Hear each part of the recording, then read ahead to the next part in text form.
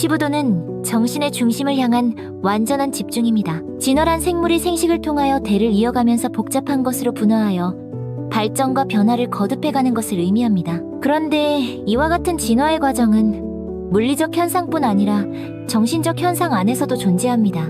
그 과정을 연구하고 체계적으로 이뤄내낸 사람이 바로 분석 심리학의 창시자 칼 구스타프 융입니다. 그러므로 정신의 본성에는 분명하고 동물적이고 원시적인 성질이 그대로 존재합니다. 의식은 발전을 거듭해왔지만 무의식으로 있는 성질들은 진화되지 못한 채 본래의 모습으로 있는 것입니다. 무의식성으로 있는 동물성을 의식화하는 것을 융은 변환이라고 말합니다. 동물성이 변화를 이루지 않는 한 의식과 무의식은 분리되어 있습니다. 즉, 의식이 무의식의 성질을 인식하지 못하기 때문에 개체는 전체적 정신으로 통합될 수 없는 것입니다. 분리된 정신은 모든 것에 문제를 일으킵니다. 의식은 무의식의 내용을 납득할 수가 없습니다. 그러므로 무의식을 억압하는 것은 당연합니다. 그러나 억압할수록 무의식은 자신의 존재를 의식에게 확인시키려 합니다. 예상하지 못한 무의식의 출현들은 의식적 인간에게 매우 위협적입니다. 그러므로 의식적 인격은 무의식적 인격에 대해서 본능적으로 두려움을 갖게 되고 근원을 알 수 없는 불안감에 시달리게 됩니다. 그것이 심화되면 신경증과 같은 정신병리적 현상으로 발전하게 될 수도 있습니다. 이것은 무의식으로 있는 동물적 성질들이 의식화되어야만 정신이 온전한 상태를 이룰 수 있다는 것을 말해줍니다. 그런데 이러한 변신이 행해지기 위해서는 순환적 발전, 즉 창조적 변환의 장소인 중앙으로의 완전한 집중이 반드시 이루어져야 합니다. 즉, 중앙으로의 완전한 집중 상태란 바로 의식성입니다. 무의식의 내용이 무엇인지를 명료하게 인식해야만 의식으로 편입이 될 수 있습니다. 의식적 편입은 중요합니다. 왜냐하면 자기 체험에서 깨어있는 것이 바로 의식이기 때문입니다. 그것은 또한 체험의 내용에 대해서 이해가 일어나는 것이기도 합니다. 이렇게 되기 위해서는 무의식을 마주해도 외면하거나 억압하지 않을 만큼의 의식적 인격의 준비가 갖추어져야만 합니다. 즉, 스스로 소를 찾으러 가는 사람이 되어야만 하는 것입니다.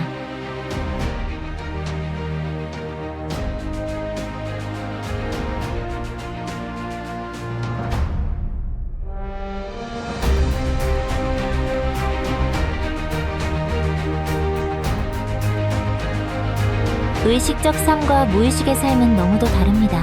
만일 의식과 무의식이 이처럼 판이한 세계가 아니라면 분리도 없었을 것이고 고통도 없었을 것이며 정신의 통합이라는 이토록 어려운 과제도 없었을 것입니다. 의식적 인격과 무의식적 인격의 만남의 물과 불의 만남처럼 융합할 수 없는 것을 융합이라고 정의하고 있는 것에서도 두 세계의 극단적 이질성이 드러납니다. 의식적 논리는 눈에 드러나는 것만을 수용합니다. 그러므로 지각으로 인식되지 않는 것은 자아의식의 체계 안으로 수용되지 않습니다. 그러나 무의식적 과정은 표면적인 삶 안에서 결코 이해될 수 없습니다. 무의식이 자신의 의도를 표명함에 있어서 자아의식의 감각세계를 표상하고 있기는 합니다. 하지만 그것은 전달의 표현 수단일 뿐 표상 자체가 본질이 아니라는 것입니다. 상징은 이러한 체계가 다른 두 성질 사이에서 일어납니다. 그러므로 준비되지 않는 의식적 인격이 무의식의 인격을 만나다는 것은 대단히 위험합니다. 뱀이 물 때 준비되지 않은 의식적 인격이라면 그는 뱀을 피하거나 죽일 것입니다.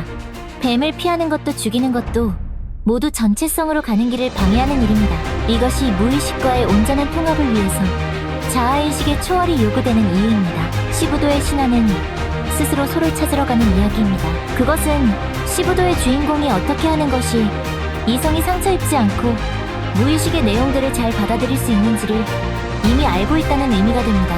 소를 찾으러 가서 소의 발자국을 발견하는 일은 완전한 집중 상태에 이르지 않으면 불가능한 일이기 때문입니다. 그러므로 창조적 변환의 장소인 중앙으로의 완전한 집중이 일어나면 무의식과의 접촉이 시작됩니다. 본성에서 충동은 생리적 충동과 정신적 충동이 함께 있습니다. 충동이 의식에게 전달될 때 감각세계가 알아차릴 수 있는 형태로 드러납니다. 그러므로 의식이 낮은 차원에서는 충동의 상징은 그대로 생리적 충동으로 받아들이게 됩니다. 그러나 의식이 높은 차원에서는 생리적 충동은 극복되고 신성력으로 바뀌게 됩니다.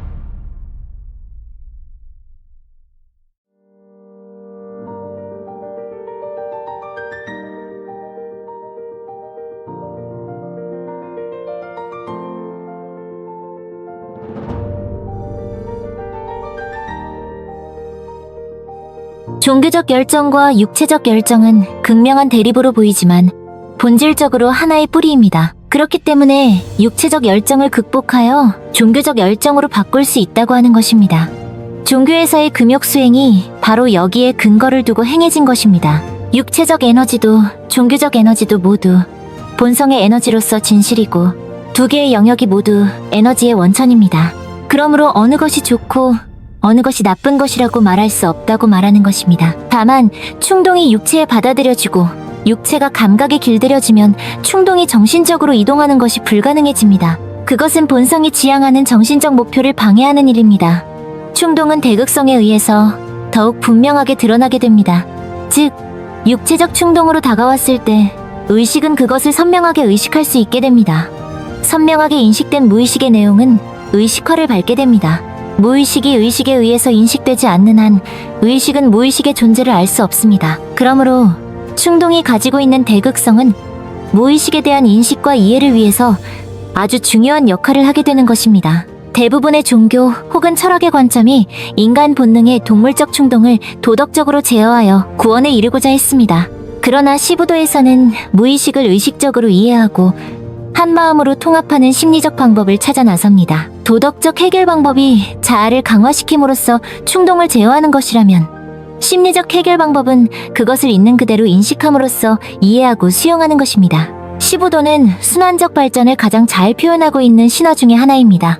시부도는 순환적 발전을 위해 그 변환의 장소인 정신의 중심으로 스스로 찾아 들어갑니다. 즉 중심으로의 완전한 집중이 일어난 것입니다. 그렇기 때문에 물가에 있는 소의 발자국들을 보게 됩니다. 앞에서 융에게 중앙으로의 집중을 의미하는 상징은 뱀에 물리는 것이었습니다. 이것은 시부도에서의 소의 발자취를 보는 것에 해당합니다. 즉 자발적으로 무의식의 동물적 충동에 노출되는 것입니다. 충동에 노출되지만 그것에 전혀 놀라지 않고 있는 그대로 인식하고 있음을 잘 보여주고 있습니다.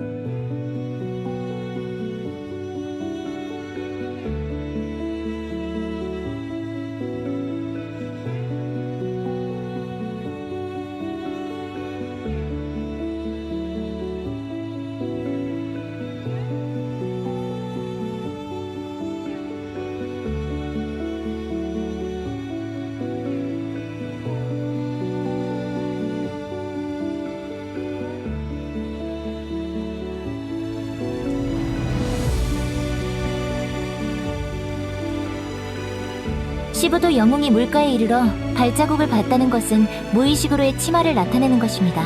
아미타불의 물에 대한 명상에서 물은 지혜의 구원수이자 가르침의 물을 나타냅니다.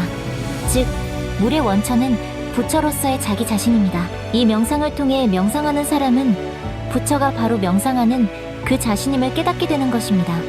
즉, 자기 자신에 대한 통찰이 일어나는 것이라고 융은 말합니다. 물은 모성적 심연을 의미하며 동시에 재탄생의 장소를 나타냅니다. 이것은 무의식에 대하여 왜 어머니 이마고를 사용하는지를 알게 해줍니다. 자아의식이 성장하기 위해서 어머니인 무의식으로부터 일시적으로 멀어져 있었지만 성숙한 자식이 어머니를 찾듯이 성숙한 자아의식이 본성을 찾는 것은 당연합니다. 그러므로 죽음과 재생의 과정은 무의식에 담겨 있는 것입니다. 이것은 왜 인간이 물의 상징성과 소의 상징성을 만들어내었는지, 왜 무의식을 의식화해야만 하는지 그 이유를 알려줍니다. 물이 모성성으로 상징되는 것은 그것이 생명의 원천이기 때문입니다.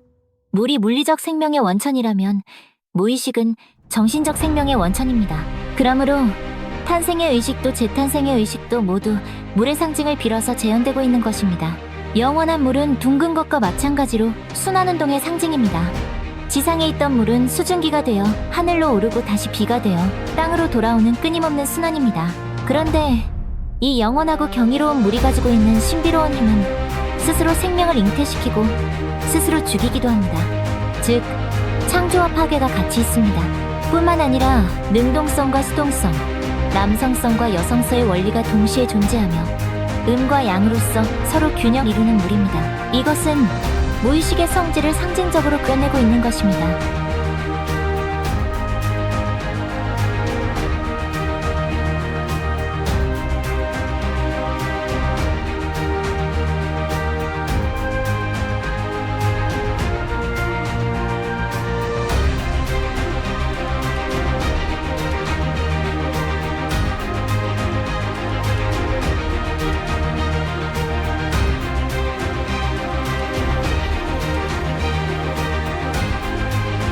물가에 나무가 있고 소의 발자국이 어지럽게 있습니다.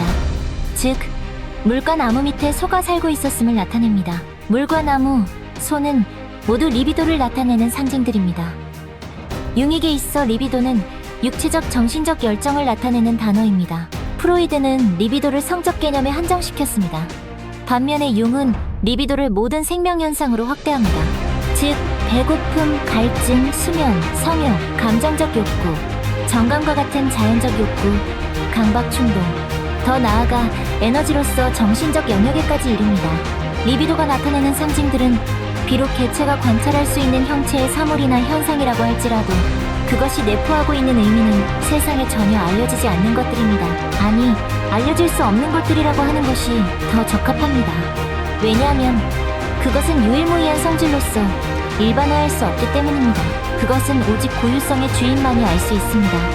그러므로 고정된 자아의식의 시각으로는 그 영역을 표현할 수 없는 것입니다. 다시 말해, 소를 찾으러 가는 행위가 진짜 현실적 소를 말하는 것이 아니라는 것처럼 말입니다. 무의식의 내용을 단순히 마음이 지어내는 것이고, 그러므로 자아가 없앨 수 있다고 생각하는 사람들에게 리비도의 이론은 별다른 의미가 없을 것입니다. 그러나 합리적 정신이 신뢰를 가지는 과학 또한 리비도의 또 다른 결과물이라는 사실을 아는 사람은 그리 흔치 않습니다. 리비도는 인간이 하는 모든 생각과 행위의 근원입니다.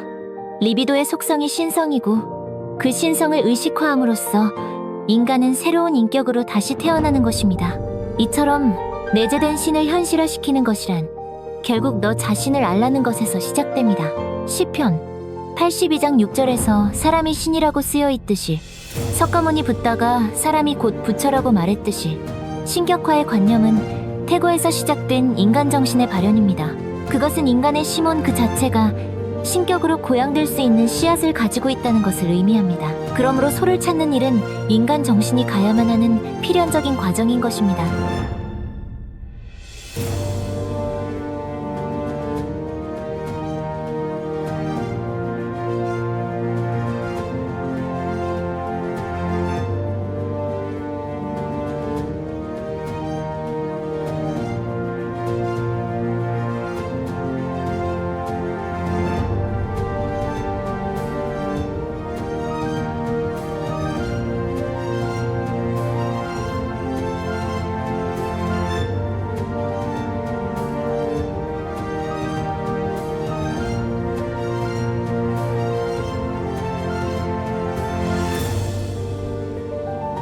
즉, 나무는 인간의 기원입니다. 이 같은 이야기는 우리의 단군 신화에서도 찾아볼 수 있습니다. 하느님의 아들인 환희는 태백산에 있는 신령한 나무, 박달나무 아래로 내려와 웅녀와 결혼해서 한민족의 시조인 단군을 낳습니다. 여기서 재미있는 사실을 하나 집어낸다면 시부도의 신화와 단군 신화가 근원적으로 닮아있다는 점입니다. 단군의 아버지 환인이 의식적 측면이라면 단군의 어머니 웅녀 역시 동물로 상징되는 무의식적 측면을 나타낸다고 볼 수 있을 것입니다. 단군은 의식과 무의식의 상징적 결합에 의해 창조된다는 점입니다. 다시 나무의 상징으로 돌아와서 환원과 웅녀의 창조물인 단군의 이름이 박달나무입니다. 신령한 나무인 박달나무는 바로 생명의 근원임을 나타내고 있는 것입니다. 옛 한국의 마을 어기나 고갯마루에는 거의 대부분이 선왕신을 모신 선왕당이 있습니다. 선왕당 곁에는 신목이 있거나 장승이 세워집니다. 선왕당은 나와 개인을 지키고 보호하는 우리 조상들의 수호신으로 신앙되었습니다. 시부도 신화에서도 소는 태초의 생명이 시작되는 곳에서 살고 있었던 것입니다. 즉, 물가나무 아래에 있는 소의 발자국을 본다는 것은 태초의 세계에 도착함을 알립니다. 그러므로 시부도에서 나무를 발견한다는 것은 시부도 영웅에 드러나지 않는 내면 혹은 잃어버렸던 원초적 성질로서의 남성 속의 여성성 혹은 여성 속의 남성성을 발견한다는 의미가 됩니다. 인간은 여성성과 남성성을 함께 가지고 있는 자웅동체입니다. 그러나 남성으로 태어나면서 자신의 여성성은 무의식 속에 남겨집니다.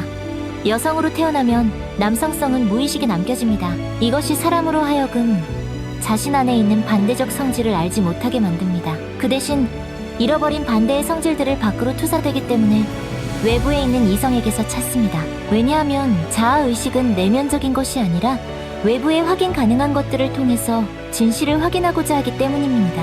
자아의 상대의식만으로 더 이상 만족하지 못한다는 것을 알아차릴 때 사람은 소를 찾아 나섭니다. 소를 찾는 사람이 가장 먼저 발견하는 것이 바로 잃어버린 자신의 반대적 성질입니다. 그것이 나무로 상징됩니다. 삶에서 인간이 치르고 있는 의식이식 하나하나가 모두 근원적 성질과 관련되어 있다는 사실이 참으로 놀랍습니다. 어쩌면 그것은 본성으로 돌아가야만 하는 것에 대한 열망들이 그렇게 상징성으로 드러났을 것입니다. 그러므로 숲은 리비도의 상징입니다. 인도의 신들이 살고 있다고 전해지는 보리수나무에는 어머니 상징을 특징적으로 그려내고 있다고 융은 말합니다. 보리수나무 아래에서 고타마 붓다가 깨달음을 얻은 것 또한 이러한 상징성과 연관지을 수 있을 것입니다. 연금술에 있는 금속나무 혹은 현자의 나무는 최고의 깨달음을 의미하는 영적 성장을 상징합니다.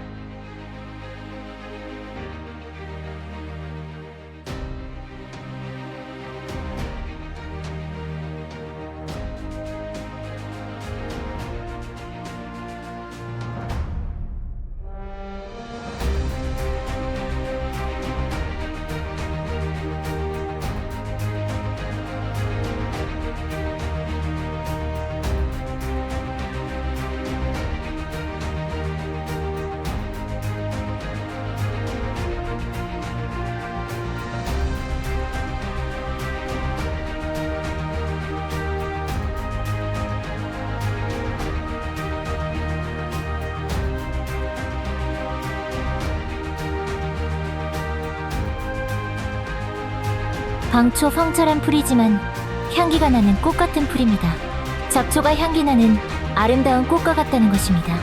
방초를 해치고서 보는 것은 관찰입니다. 자기 자신이 누구인지를 아는 사람은 인간이라는 존재가 얼마나 가치가 있는지를 비로소 알게 됩니다. 왜냐하면 삶 자체의 모든 순간들이 모두 그 자신의 존재를 표현하기 때문입니다. 번뇌가 부처를 이루어내는 근원임을 알 때 잡초는 향기 나는 풀이 됩니다.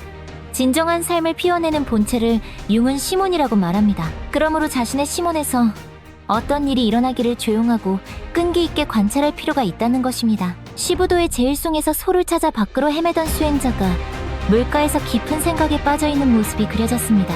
즉, 집단무의식을 극복하기 위해 자기 자신의 내면으로 침잠한 것입니다. 불교에서 아르야식을 말하고 있듯이 융은 정신에 존재하는 집단무의식을 말합니다. 집단무의식이란 모든 사람이 유전적으로 물려받는 태고 유형입니다. 그것은 보편적 성질을 갖고 있습니다. 융은 사실 우리가 개인의식의 내용이 갖는 차이에 따라 서로 다르다고 생각하고 구별되고 있기는 하지만 무의식의 관점에서 본다면 개인의 내부는 매우 비슷하다는 것입니다. 사람들이 민족을 외치는 것도 태고의 인류와도 심리학적인 연결이 될 수 있는 것도 무의식이 가지고 있는 상들이 모두 같은 형식을 띠고 있기 때문입니다. 그러므로 집단 무의식은 집단 정신으로 연결됩니다. 집단 정신은 무의식성, 즉 무명입니다. 그러므로 진정한 깨달음이란 바로 자기 자신의 고유성을 찾는 것이고 그 고유성을 실현시키는 일입니다. 부처는 부처를 찾는 사람의 가장 고유한 본성입니다. 그러므로 그것은 석가모니 붓다를 흉내낸다고 그가 갔던 길을 그대로 따라간다고 해서 얻을 수 있는 것이 아닙니다. 오직 자기 자신이 누구인지를 알아야만 고유성은 실현될 수 있습니다. 그것이 부처이고 진정한 깨달음인 것입니다. 그러므로 고유성의 실현을 위해서는 정신적 기초로 되어 있는 집단무의식의 동일 형식을 극복해야만 합니다. 그것을 위해서 내면으로 침잠하는 것입니다. 우리는 모두 소를 찾는 여정에 있습니다. 누군가는 첫걸음을 내딛고 있고 누군가는 이미 소의 그림자를 보았을지도 모릅니다. 하지만 중요한 건 이 여정은 결코 혼자 가는 길이 아니라는 점입니다. 여러분의 이야기는 다른 누군가에게 용기를 줄 수 있습니다. 여러분의 한 걸음은 세상을 바꿀 씨앗이 될 수 있습니다. 이 이야기를 듣고 어떤 생각이 드셨나요? 여러분의 손은 어떤 모습일까요? 여러분의 내면에서 어떤 목소리가 들리나요? 댓글로, 친구와의 대화로, 혹은 조용히 마음속으로 그 답을 나눠보세요. 소를 찾는 여정은 혼자 가는 길이지만 그 이야기는 우리 모두를 연결합니다. 이 영상을 공유하며 누군가에게 작은 용기를 전해보세요.